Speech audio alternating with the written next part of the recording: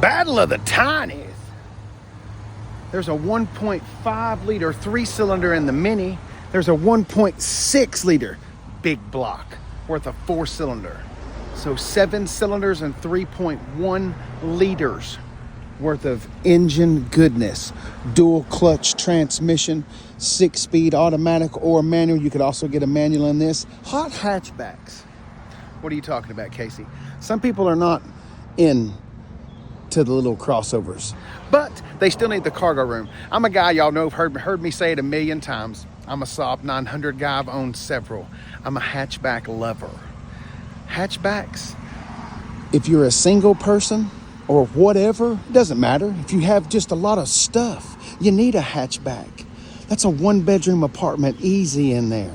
I don't know how big that is. It is called a Mini, but I guarantee you once you lay the seats down and start moving stuff around, there's room in there. Anyway, both of these are relatively comparable to each other. The Mini is a 2016.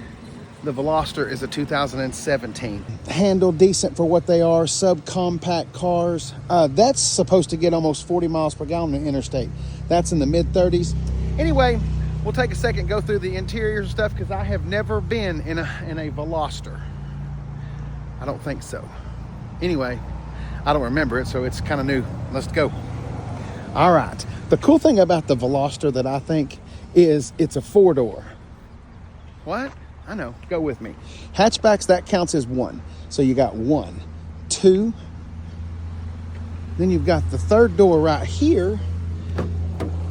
But it's got a little secret right here, just to kind of help you get in there. Let's go ahead and climb in there and let's see what happens, shall we? Ooh.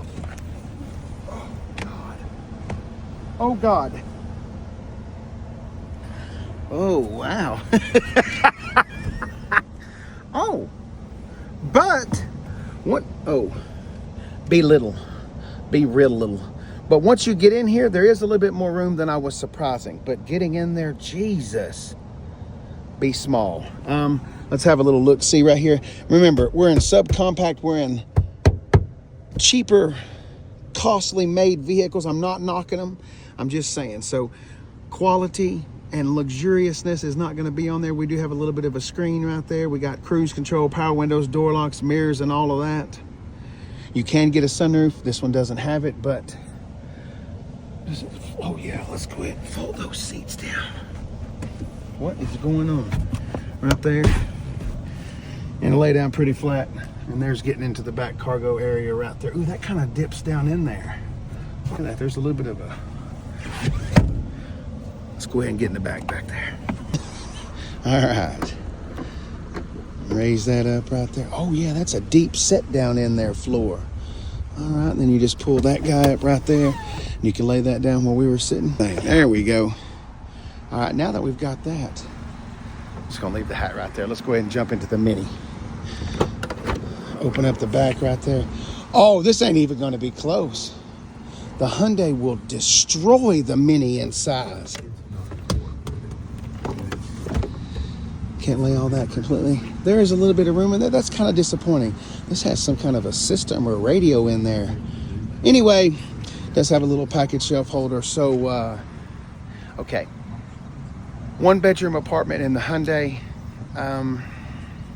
Half bath in the Mini Cooper. Go ahead and get, I ain't about to get in the back seat. Sorry, we did that in the Veloster, but that's not happening in the Mini. No. All right, now as far as luxury and things like that, the Mini is gonna win hands down.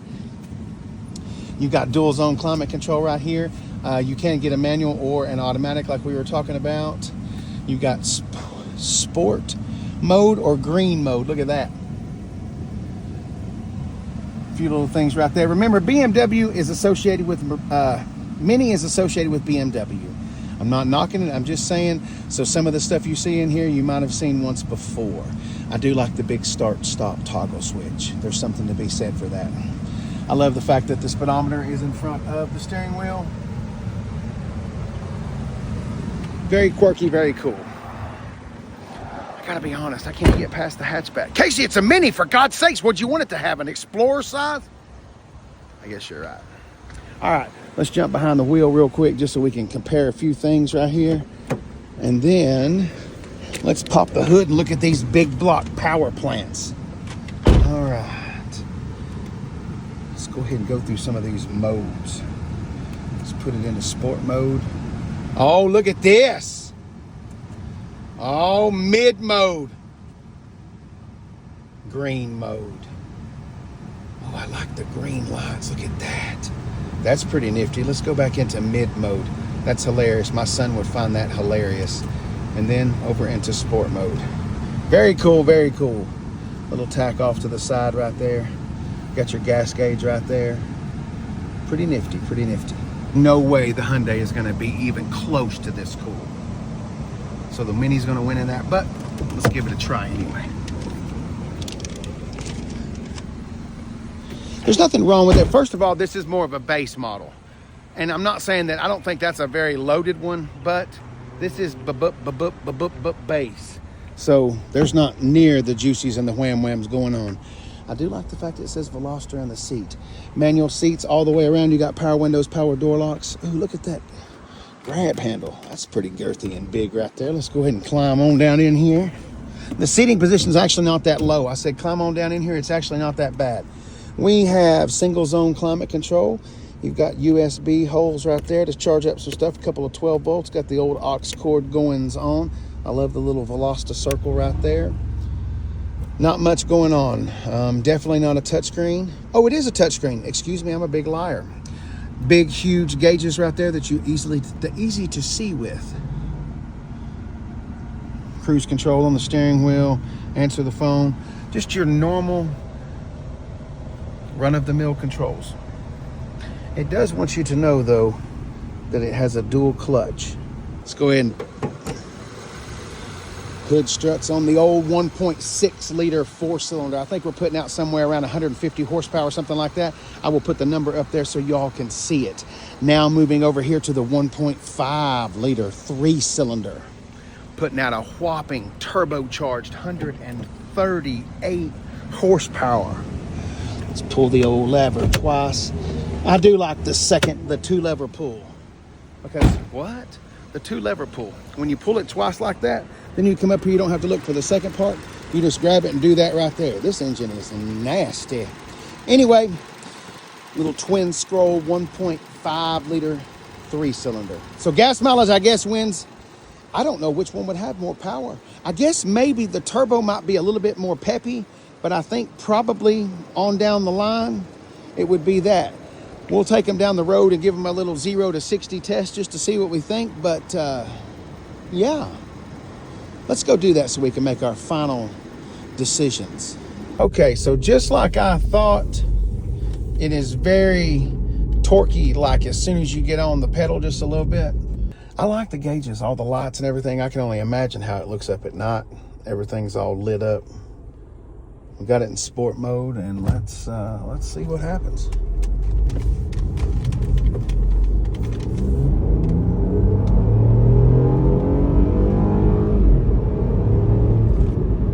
Okay. I mean, it is what it is.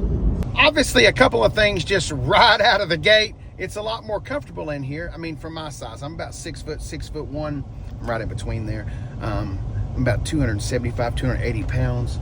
So this is obviously more comfortable, but that little turbo, it makes it spunky down low. You got to dig into this to get it to go. Let's show you what I'm on about right here. I mean, the interior is okay. The steering wheel feels fine. The girth is just plenty. But, I mean, you got to dig down into this pedal. You got to dig in to get that 1.6 liter 4-cylinder power slinging monster. But I mean, you got to go down in there. Let's wait. Who opened the gate right here? But as far as the interior, I mean, it looks dated compared to the Mini.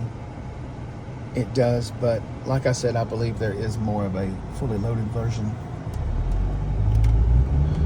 All right. Let's see, we're digging down. I'm at least half throttle right now. Let's go. Now we're poured in right now. Everything she's got. Jeez, it finally came on right there. Wow. Nothing wrong with it. There's nothing wrong with it. I'm just saying, woo! No wonder it doesn't get as good a gas mileage as the Mini. Before I make the decision on these two cars, I would like to take a second and thank Ford of Murfreesboro, Tennessee. It's about 20 miles south of Nashville, right in the middle of Tennessee. Anyway, thank you so much for letting us play with your cars. I can't say thank you enough. Okay, here's the way this breaks down. I need the room in that. The room in the Veloster is fantastic. The quirkiness and the luxury definitely goes to the Mini. However, let's talk about one more thing. Eventually, you're going to have to either maintain this car, do an oil change. You're going to have to put tires on it. God forbid something go wrong, like an AC compressor or something like that. That having BMW parts laced all throughout the vehicle, that could be a lot more expensive than this Hyundai.